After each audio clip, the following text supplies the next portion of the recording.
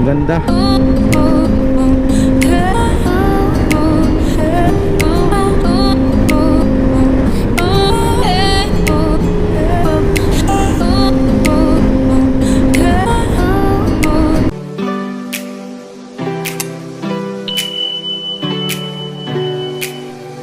Oh, what's up mga ka-NDR? Good morning po sa inyong lahat. Panibagong motovlog na naman tayo ngayon. So guys, papunta tayo sa Sisilik, Cebu Cordobal Expressway. Guys, hindi tayo pwedeng huminto doon kasi napakadelikado. So dadaanan lang natin. Titignan natin yung mga natapos na nila na trabaho o malapit na ba natapos. So tara, samahan nyo ako. Guys, nasa SRP tayo ngayon, South Road Properties.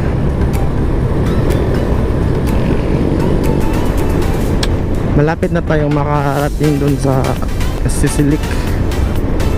Madadaanan lang natin dun guys. Hindi tayo pwedeng tumigil kasi napakadelikado. So update ko lang sa inyo kung ano yung mga pinagbago na nung unang nag-upload tayo dun. Anong mga natapos na nila nga trabaho.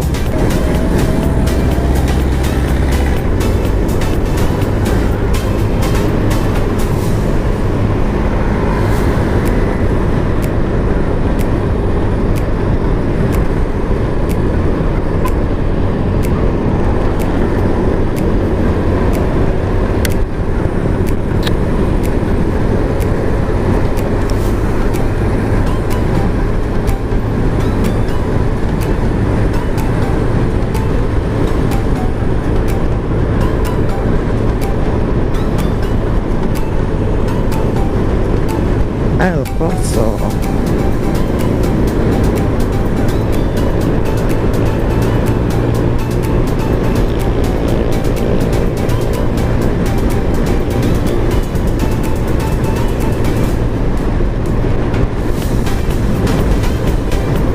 Ang laki ng building guys, no?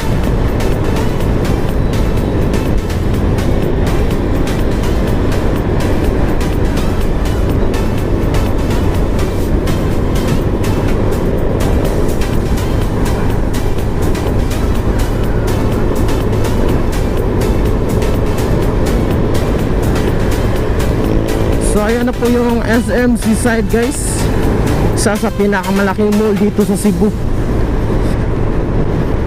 At makikita na natin yung Sisilik. Ayan na guys, oh.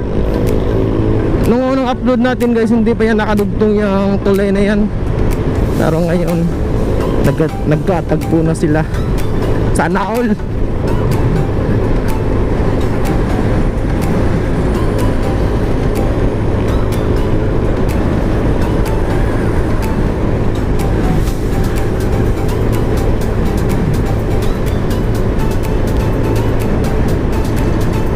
Ayan na po yung cube ng SM guys, diba? Paggabi dyan, umiilaw yan guys, yung cube na yan. So medyo traffic dito kasi inaayos pa nila yung entrance ng Sisilik para papunta sa Cordoba. So makikita natin yun. Madadaanan natin dito guys.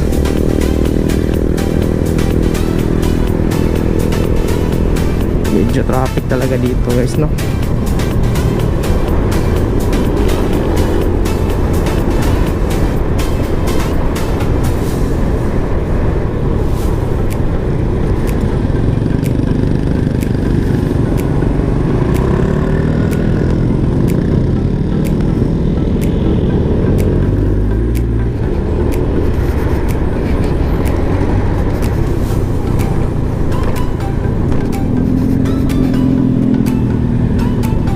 Whoops.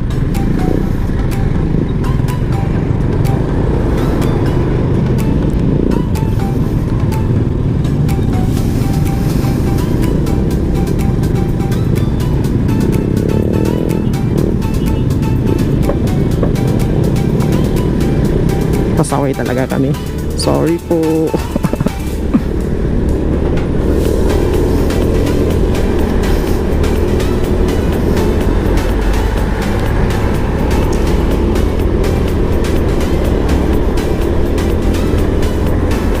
So ayan pong Cushion Bridge ongoing. Cushion. So ayan po yan guys, so kahit naman yung naka-yellow, yan po yung entrance ng Sisilik. So malapit na talagang matapos dito guys, no?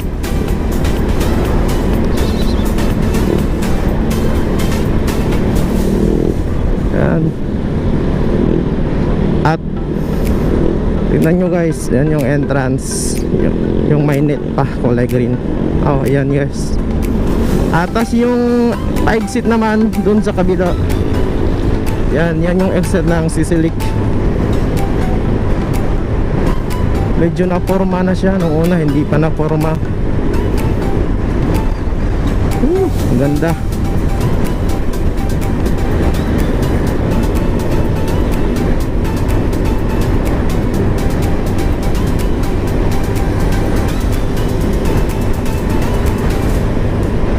Grabe, isa sa pinakamataas na tulay dito sa Cebu guys, pag natapos to.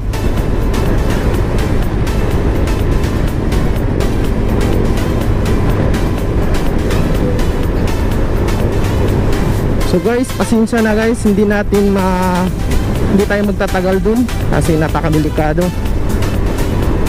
Hindi tayo pwede huminto kasi bawal din, baka mahuli tayo. So guys, hanggang dito na lang po ang video ko. Maraming salamat po sa mga nanonood. 1, 2, 3, peace out.